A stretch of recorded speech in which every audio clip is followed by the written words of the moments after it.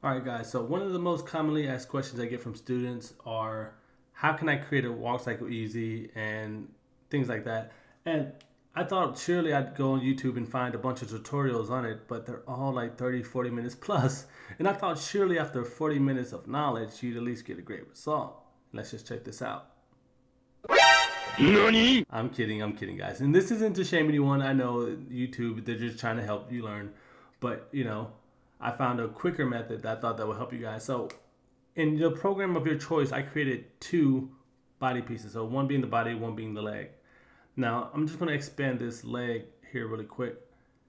And I'm going to go up to the top and grab this puppet pin tool.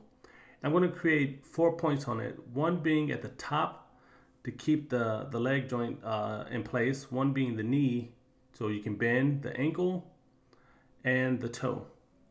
Now, you always want to start off with the contact pose when starting a walk cycle.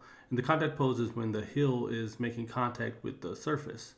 You always want the toe to be pointing upwards, like towards the sky in a slant. And it's also worth mentioning at this point, your body is actually appearing to be shorter versus you being taller when you stand up.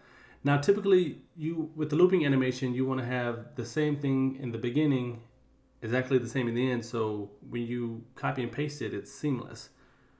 Now I'm going to go forward about 8 milliseconds, and I'll start working on the second pose. Now this is the passing pose where your left leg is passing your left leg at the same time. Now in this position, your foot is usually parallel to the marching surface or the surface of the ground, and your knee is at a slight bend. Now I'll go forward to about 14 milliseconds and I'll start working on the third and last position, which is the opposite of the first contact pose. Now at this point, your heel is actually in the air and your toe is pointing to the ground versus the first pose where your heel was making contact with the ground and your toe was pointing towards the air. And you can always refine these, and I'll just hit this mesh drop down and go to the drop down for the form, and I'll open all these up. I'm just going to copy and paste all of these keyframes here. And what I like to do is just paste them about 8 milliseconds after, so that would be around 22 milliseconds. And at the end of each paste, I'll go forward about 8 milliseconds and paste again. Now this is good for keeping up momentum, especially with smaller characters. Their legs tend to move a bit faster.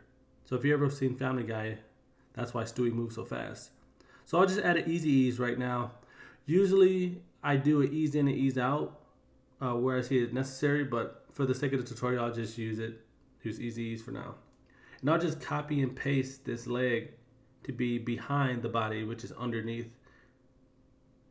And I just want to slide the position over just a little bit and move it up so it appears to be higher up than the opposing leg. And I'm just sliding the layer down so they're at the opposite positions right now. So when I press play, it appears to be walking. You could always go back and refine this, but this is just for the sake of the tutorial. Now we can start working on the body. So you never want your body to be just straight without moving.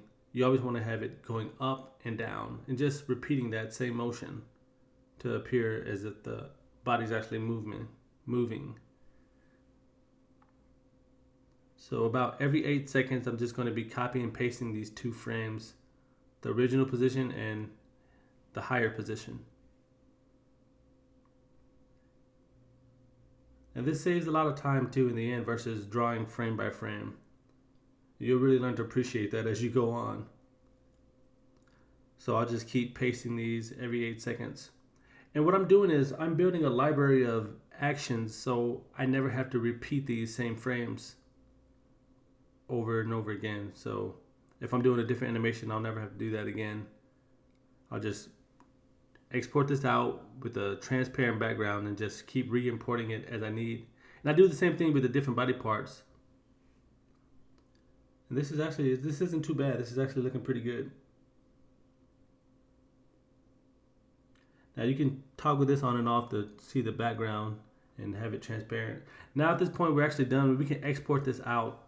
So I'm going to go to lossless here at the bottom, and I'll just change it from RGB to RGB plus alpha, and that gives you the alpha transparent background.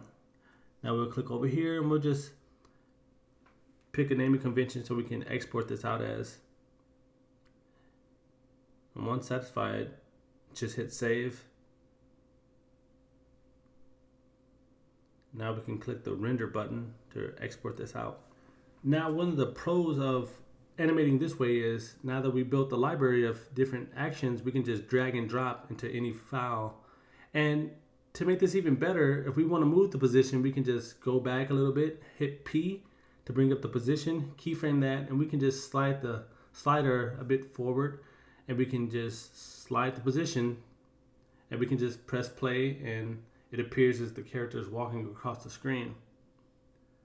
And this isn't bad. And there's a reason I didn't do the arms, and I'll explain here in a bit. Now I'm going to just import a head that I created in the same manner, and I'll just drag that into the scene, and I'll just downscale this to match the body a bit better. And I'll just parent this head to the body so that it moves together. So I'll drag this here. Now there's a walk cycle. Now the reason I didn't add arms is so I can reuse this animation over and over. And most times, actually almost never, do you see in an animation the hands moving as if they're actually walking. Usually the character's holding something to help tell a story in the animation. So hopefully you guys see a benefit of using animation in this way. And if you did, don't forget to subscribe, like, and leave a comment, guys.